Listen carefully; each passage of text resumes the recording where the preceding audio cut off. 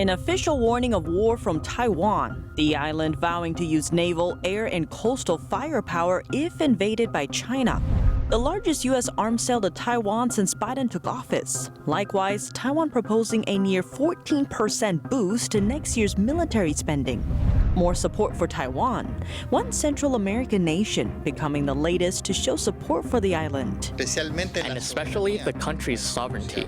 And car theft and why it's becoming a trend on TikTok. We look at how the Chinese Communist regime is involved.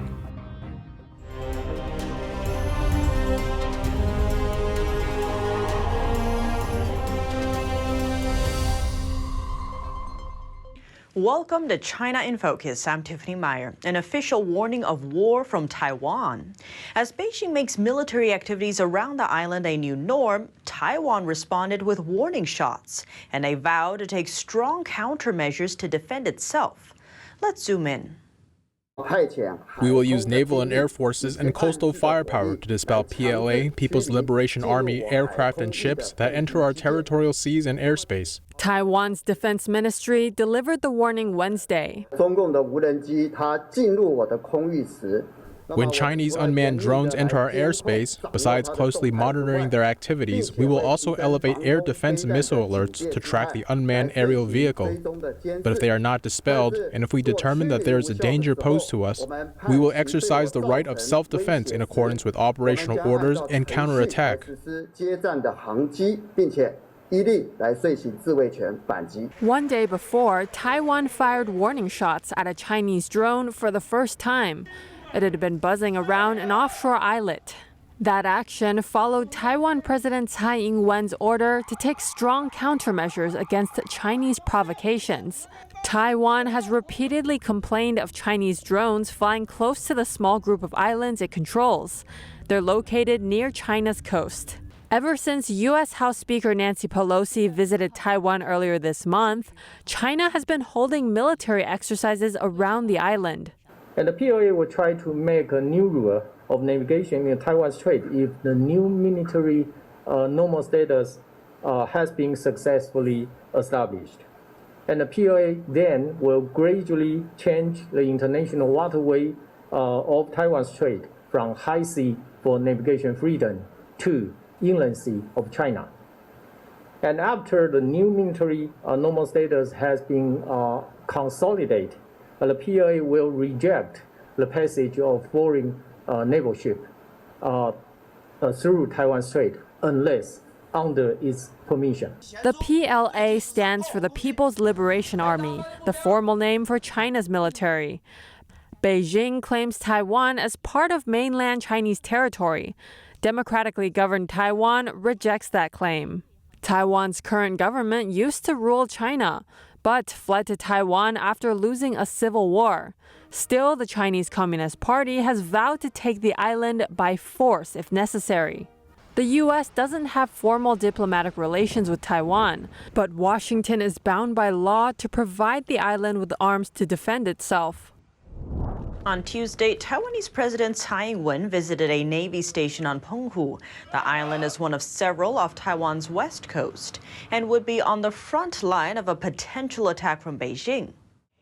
I want to tell you that the more provocative the enemy is, the more calm we need to be. We will not allow those on the opposing banks to manufacture a conflict with an inappropriate excuse. We will not provoke disputes, and we will restrain ourselves. But it does not mean that we will not fight back. I want to stress once again that Taiwan's determination to defend its sovereignty and safeguard democracy and freedom will never be backed down by pressure and intimidation, and the government will be fully prepared. She also inspected a radar squadron, an air defense company, and a Navy fleet. The Biden administration is sending a new approval request to Congress, a $1.1 billion arms sale to Taiwan. According to Politico, the package would be the largest since Biden took office and would include missiles and radars. News of the planned sale comes amid heightened tensions with China after U.S. House Speaker Nancy Pelosi visited Taiwan earlier this month. The State Department informed Congress of the sale last Monday.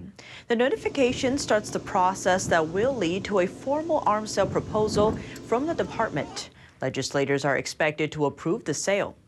Taiwan proposed a near 14% boost to next year's military spending. Another high-level foreign politician is visiting Taiwan. Guatemala's foreign minister met with President Tsai Ing-Wen on Tuesday. The Central American country has expressed its support for the island's sovereignty.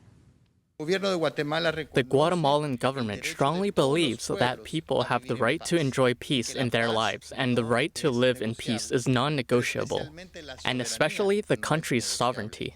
Guatemala is one of 14 countries that still maintains formal relations with Taiwan. China claims Taiwan as its own territory and has sought to isolate it internationally.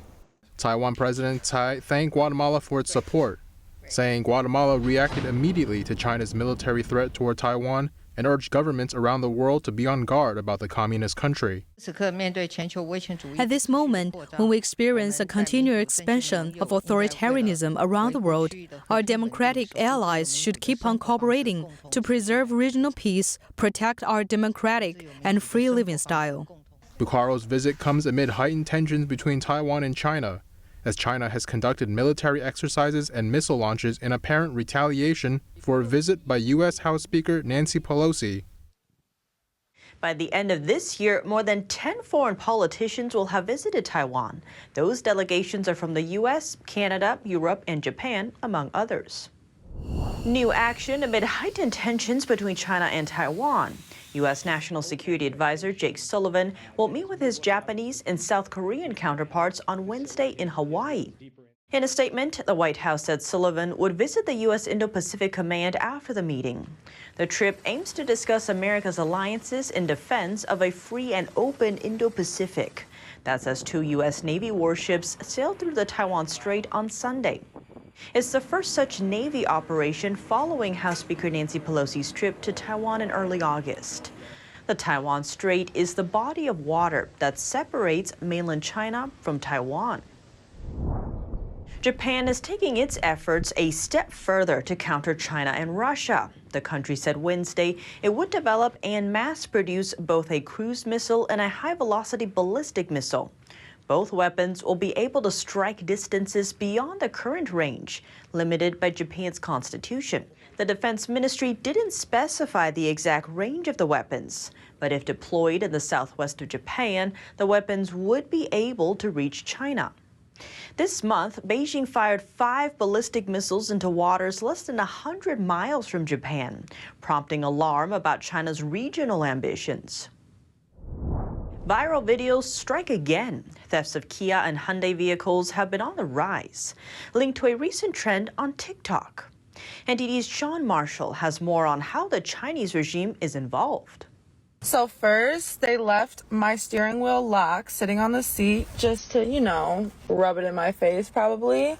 Police officers across the country have spent August busy with reports of stolen Hyundai and Kia vehicles, a concerning trend given a boost by a TikTok challenge. Thieves are using USB cables to hijack certain Hyundai and Kia vehicles between 2010 and 2021 model years, according to a release from the Los Angeles Police Department.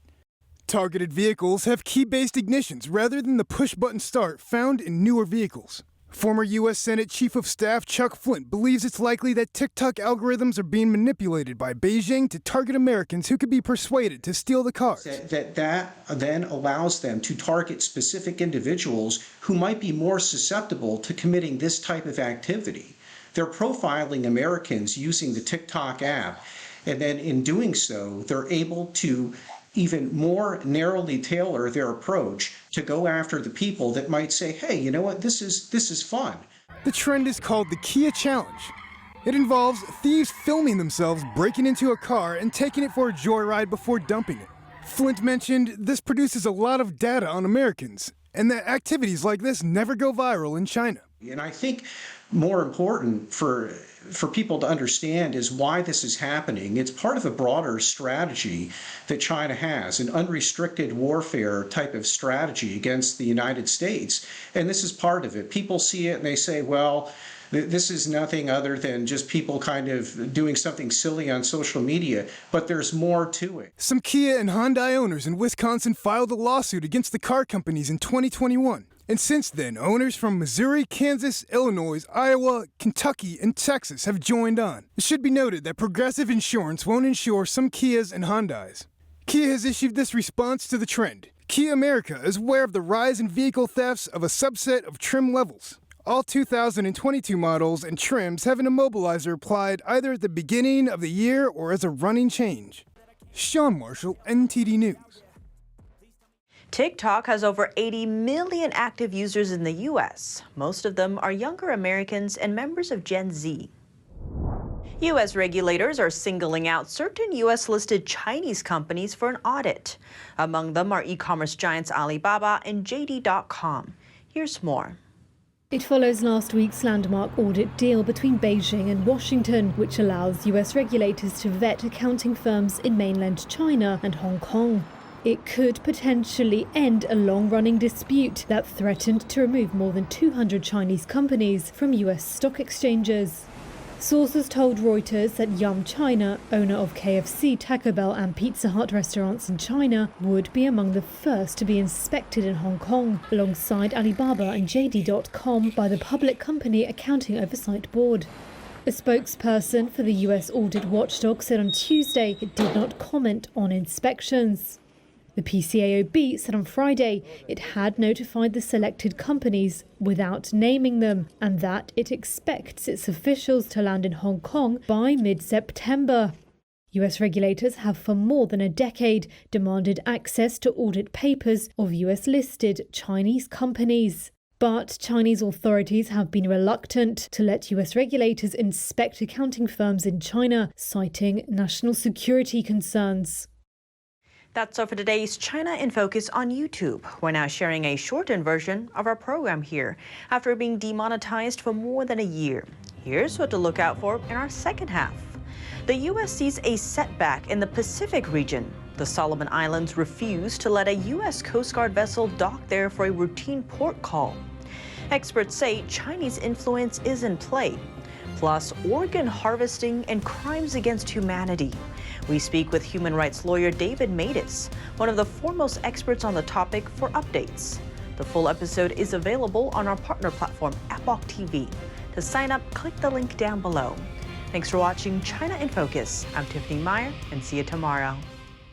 The 2022 NTD 8th International Chinese Vocal Competition will be held from September 29th to October 2nd at the Merkin Hall of Kaufman Music Center in New York City. The competition is honored to have specially invited vocalists with the world-renowned Shen Yun Performing Arts to serve on its panel of judges. The gold award is $10,000.